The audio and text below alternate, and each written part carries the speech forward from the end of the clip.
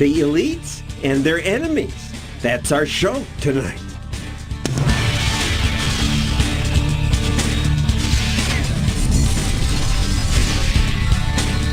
And now, John Stossel.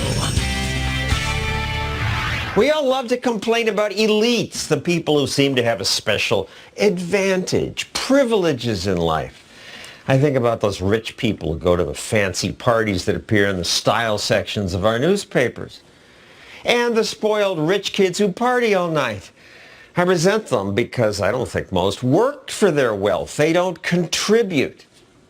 Still, those elites are mostly harmless.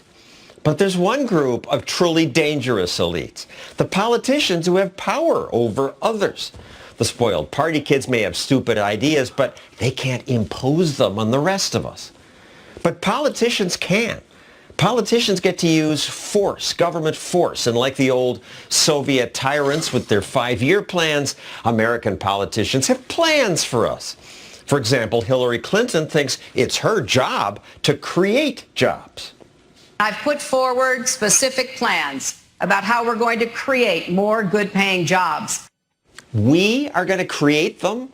She doesn't understand that productive, good-paying jobs come from a free economy, not from central planning. Republicans have their grand plans, too. I've had a plan, and now we're working on another plan. So how many plans do I got to do, right, before people understand that we will have a plan? Yuck. I kind of like Kasich, but I don't want a politician to plan my life. Free people do better when we run our own lives. I want politicians to keep us safe, but to stay out of our lives as much as possible.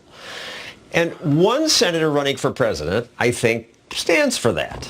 That's Rand Paul. Absolutely. In fact, one of the things I always say is that the Soviet Union was brought down because they couldn't determine one simple thing, the price of bread. They had all these planners, but nobody can determine the price of bread. Only the market can. If you set the price too low, bread's all gone. You set the price too high, it rots on the shelves. But only the market can figure out the perfect price of bread that gets to the most amount of people. And people don't realize this sort of invisible hand of capitalism, how it creates great wealth and then distributes it to so many people.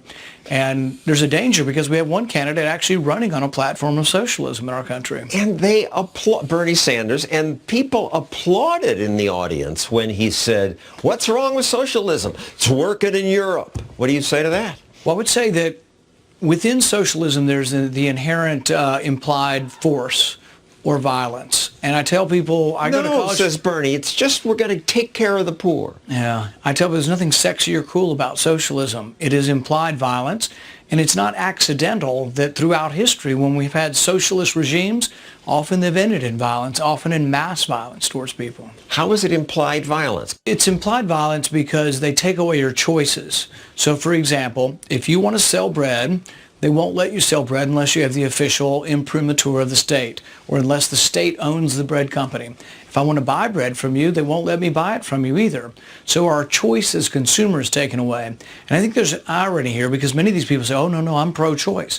No, they're very anti-choice when it comes to market decisions. They're the anti-choice party, but that's what socialism is. And markets have provided us with so much good stuff. I thought your message would resonate with people. I was for you, am for you, but you're getting killed in the polls. Well, Why? It's not over yet, John. We That's right. haven't even gotten to the voting yet. Come on now. All right. No, I think that we don't know what's going to happen yet. And I think there are many more people out there who are supportive of libertarian or free market ideals that are going to come forward. I thought people would say, gee, I don't like all this command and control. I don't like bombing all these other countries. This Rand Paul guy is making sense. But I don't think people know yet because there's been sort of a celebrity skew, if you haven't noticed, to the race.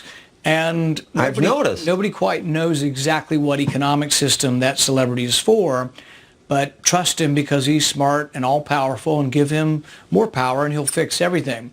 But really, there's a long-standing tradition in our country, really going back even through England, probably to the Magna Carta, of trying to limit power, of people who think that too much power in the hands of any individual, even Donald Trump? Even a benign autocrat like Trump, that maybe it might not be so good to have so much power in the hands of one person.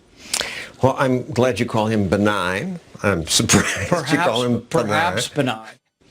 Now, you, in your time as senator, have pushed back against the Washington elites. You filibustered the NSA spying and lying about spying, and you proposed budgets that actually cut spending instead of just slowing the growth. This was fairly radical to get people's attention about that. He made this video where he takes a chainsaw to the tax code.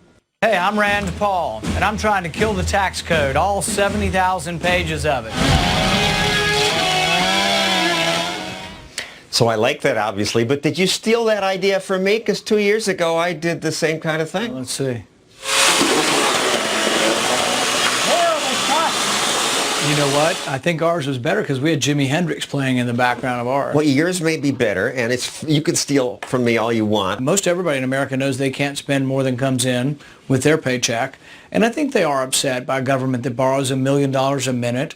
And you have to relate it also to their ability to make a living. What I really find is that there are very few, if any, fiscal conservatives in Washington, because on the right you have people who are liberal with military spending, and on the left you have people who are liberal with welfare spending. And guess what? They get together and they spend money on everything. And so really the only compromise in Washington is right and left get together and they get what they want, more money spent. You've talked about President Obama has been passing out loans to campaign donors. Solyndra was a company they gave $534 million to. Just so happens that the person who received the money was a billionaire and one of the 20th richest men in America, and just so happens was a big bundler and contributor for President Obama. So yeah, I think one side does it, but then the other side does it when they get in power. The feds gave money for a motion pictures museum. The Oscar people, they can't buy their own museum? We just discovered last week that they spent $800,000 developing televised cricket league for Afghanistan.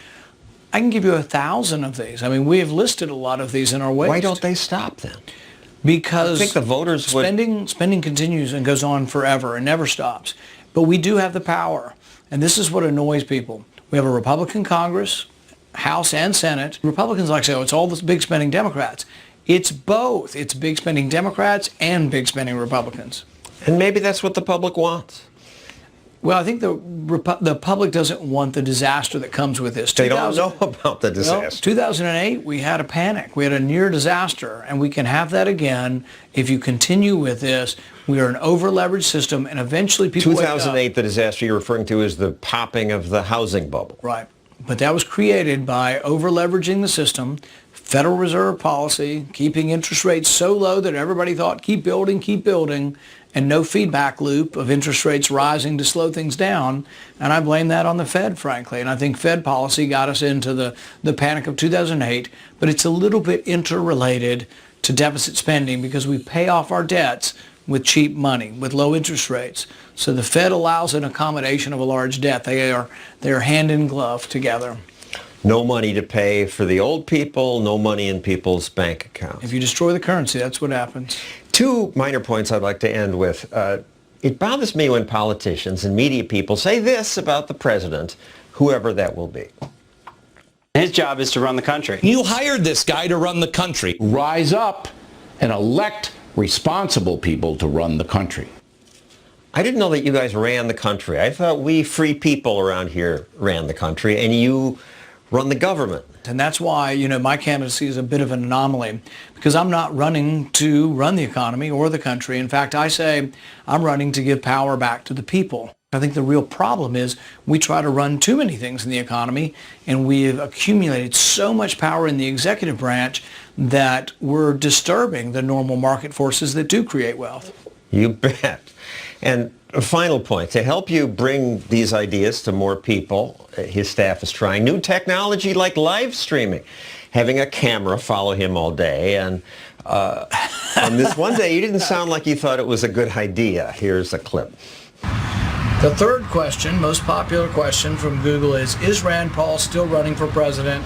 And I don't know, I wouldn't be doing this dumbass live streaming if I weren't. So yes, I still am running for president. Get over it. I find that refreshing. Well, you know what we're going to do? It was so popular. We're going to do dumbass live streaming, the sequel. So you wait for it. People are excited about this. We actually sell T-shirts. You can get a T-shirt that says, I watched the live streaming, all I got was this dumbass T-shirt. Thank you, Senator Rand Paul, on that note.